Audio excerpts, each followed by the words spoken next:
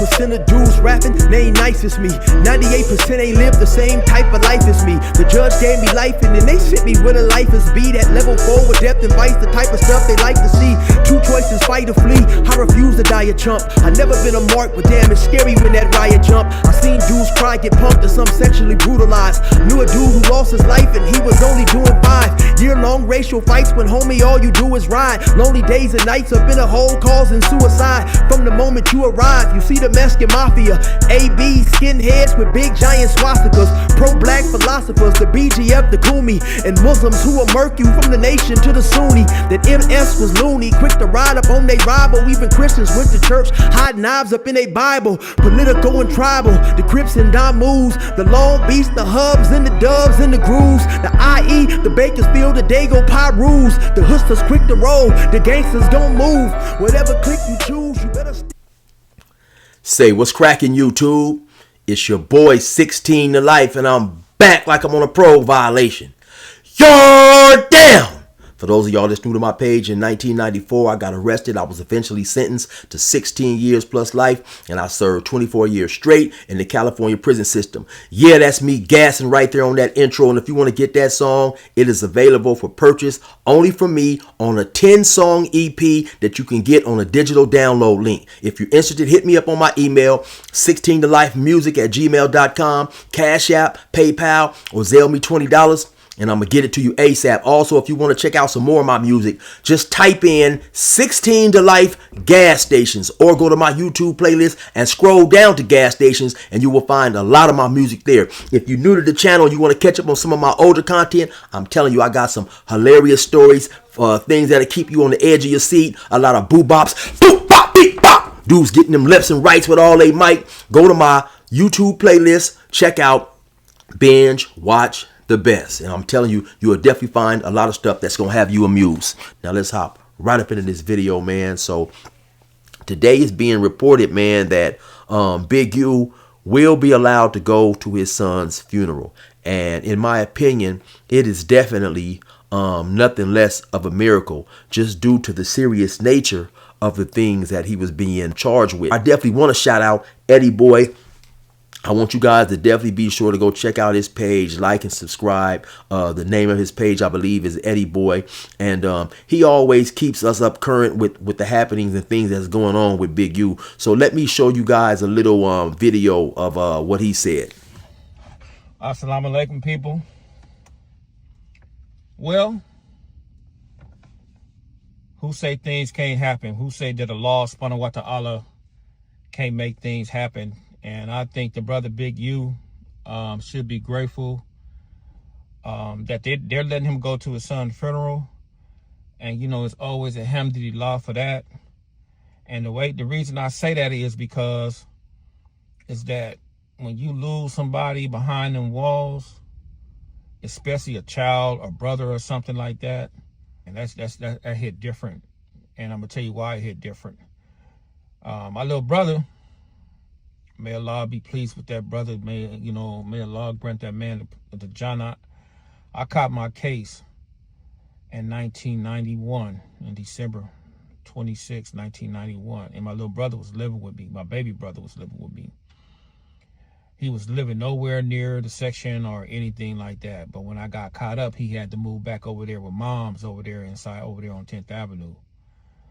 So my little brother was at work at Quick and Split over there on Crenshaw and Slauson, right there where Nip got killed at. My brother got killed right there in that same parking lot. It seemed like the same exact spot. But they finna let the brother Big U out. He has stipulations on his case. Yes, I do have the paperwork. You know me, I have the work. He cannot have no interaction with none of his co-defendants, have no interaction with no potential witnesses or anything like that, but he get to see his family. And basically, you know, a lot of other individuals he can see, and dudes who haven't seen him, you know, it's always alhamdulillah for that.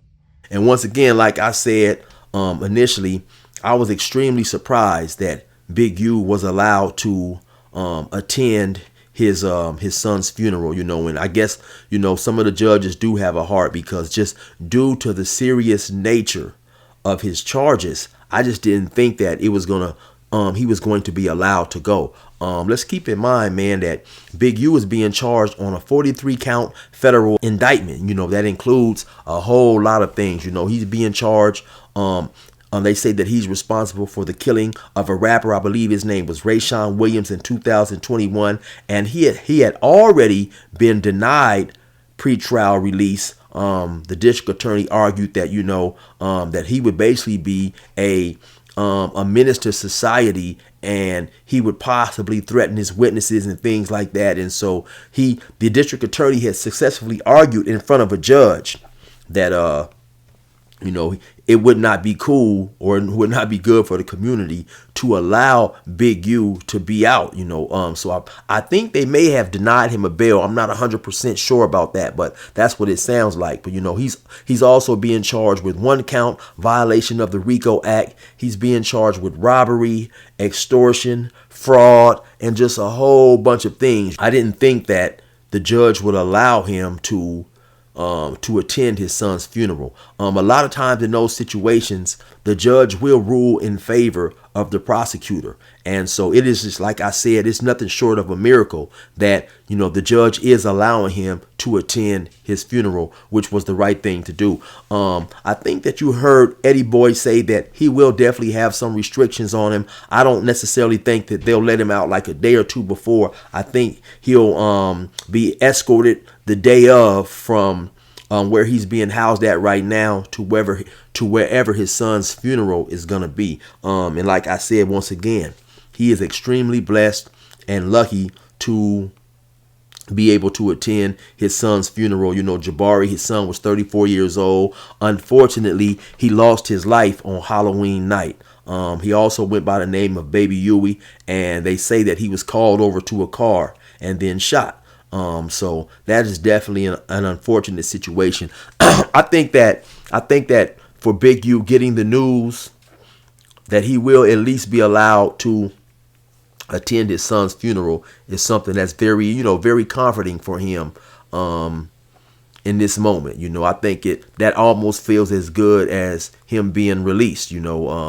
Just being locked up, losing a loved one, is extremely difficult. And I speak from personal experience, but especially losing a child, that is something that is very, very, very difficult. I think that had he been incarcerated in the federal system, already convicted and gotten time, or already convicted and gotten time in the state system, he definitely would not be allowed to go, because Big U was facing a considerable amount of time. He's facing hundreds of years. I think even convicted on one of those charges, like the fraudulent charges, because he's being charged with some fraud relating to COVID-19 loans and things like that. So even being convicted of one of those, I think it carries a mandatory 20-year sentence. That's the unfortunate thing about the feds. They are stuck to a sentencing guideline. So even if you get convicted by the feds and the judge feels, okay, you know what, you don't deserve 20 years for this crime, I want to give you 3. The judge is not able to do that because he is locked in by a certain guideline that says once you're convicted of this crime, the minimum that you can give this individual is, X amount of time. And so he's not allowed by federal guidelines to even go below that if he felt that he wanted to. So it's a tough situation, right? I don't have any idea of when the funeral is going to be. But once again, I believe that, just now Big U, at least knowing that he will at least be allowed to go and attend his son's funeral and say his final goodbyes, that is removing a big weight off his shoulder. But Big U also has 2 other sons, one who made the NFL not too long ago, maybe a couple of years ago, maybe I want to say 1 or 2 years ago. I believe that's his youngest son. And so it's still a sad situation. And I think once again, man, we need to keep in mind that, the children of Big U should not be held accountable for whatever opinions individuals have in relation to Big U. I think that, regardless of how old a child is a child. And there shouldn't be any type of connections made between what Big U has alleged to be done and to his children. You have a lot of individuals who dislike Big U for various reasons, and it was just sad to see in the comments a lot of individuals pretty much applauding the fact that Big U had lost a son, due to their anger towards Big U. News like that unfortunately brought a lot of individuals joy, and it just to me it's crazy. Whatever Big U was or wasn't doing, I think it's extremely unfair and immature to tie his children into that and basically try to celebrate when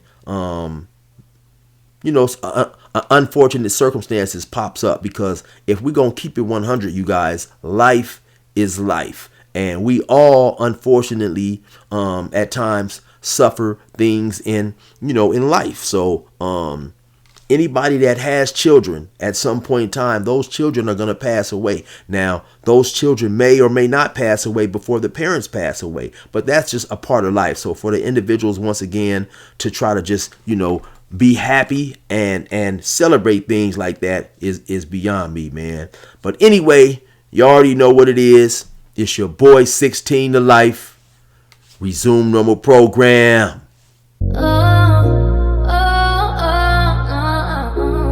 When you died, so did a part of my heart. It hurt me to the point that I don't even know where to start. Literally tore me apart. It turned my whole world dark and took my breath away. I still remember every single part like it was yesterday. My mind blank, my body numb, my chest tight. Hoping God receive you and he view you in his best light, so your soul can rest right, no suffering. While I'm stuck down here, man, my pain constantly going like it's buffering. Emotions steady shuffling, I'm riding around. My whole world is upside down. I keep feeling I'm about to drown, and I don't care about the lifeguard. Not having you in my life made life hard. The rest of my life scarred, emotionally and mentally. I never realized just how much you truly meant to me. The pain trapped me like the penitentiary. I miss you every day, you pray we meet again eventually. I don't really think that I'ma be okay. I miss you so much and I got so much to say. I've been really out of touch since God took you away. If I could book a flight to heaven, I would book it today. I don't really think that I'ma be okay. I miss you so much and I got so much to say. I've been really out of touch since God took you away. If I could book a flight to heaven, I would book it today. I often talk to the skies, hoping you hearing my voice. Every time that I do, my eyes get moist. I try to rejoice knowing that you up in heaven, and take comfort in the words that were spoken by the reverend. But I always need Excedrin, cause them thoughts give me a migraine.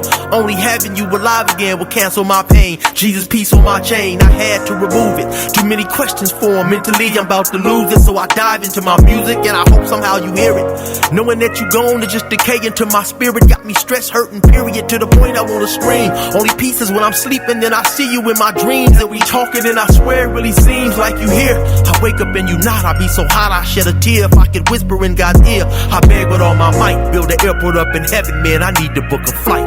I don't really think that I'ma be okay. I miss you so much and I got so much to say. I've been really out of touch since God took you away. If I could book a flight to heaven, I would book it today. I don't really think that I'ma be okay. I miss you so much and I got so much to say. I've been really out of touch since God took you away. If I could book a flight to heaven, I would book it today.